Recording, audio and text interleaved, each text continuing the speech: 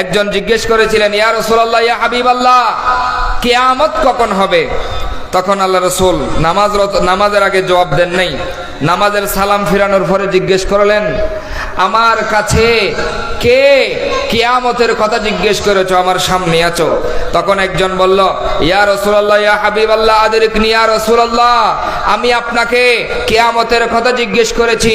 তখন আমার রাসূল জিজ্ঞেস করলো, ও আমার সাহাবা, তুমি যে কিয়ামতের কথা আমার থেকে জিজ্ঞেস করেছো, কিয়ামতের জন্য তুমি কি অর্জন করেছো? জোরে সোরে বলুন সুবহানাল্লাহ। আজকে আমরা ওয়াজ করি উলামায়ে কেরামরা, ও আল্লাহর বান্দারা, মওতের আগে মওতের কথা চিন্তা করো, আজরাইল আসার আগে আজরাইলের কথা চিন্তা করো।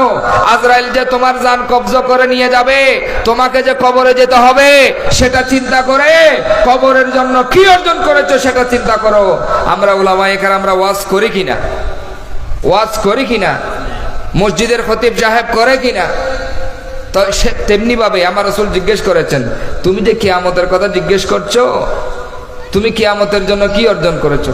ওই সাহাবা অনেক সুন্দর জবাব দিয়েছিল, ইয়া রাসূলুল্লাহ, ইয়া হাবিবাল্লাহ, ইয়া রাসূলুল্লাহ, ইয়া হাবিবাল্লাহ, আমি কিয়ামতের জন্য তেমন কোনো আমল করতে পারি নাই, আমার তেমন কোনো নামাজ নাই, তেমন কোনো রোজা নাই, আমার তেমন কোনো সাদাকা নাই।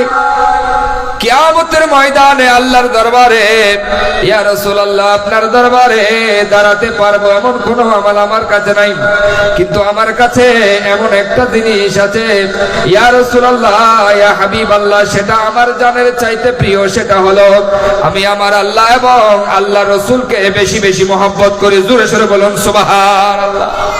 ইয়া রাসূলুল্লাহ, ইয়া হাবিবাল্লাহ, আমার তেমন কোনো আমল নাই, তেমন কোনো আমল নাই। আচ্ছা আমাকে বলুন, সাহাবায়ে কেরামরা নামাজ পড়ে কিনা?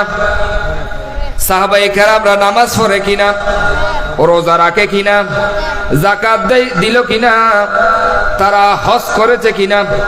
আরে তাদের সমস্ত আমল এক জায়গায় রাখুক, এক জায়গায় রাখুক, কিন্তু তাদের এমন একটা আমল আছে যেটা আমরা জীবনে চাইলেও করতে পারবো না, ঠিক না বেঠিক?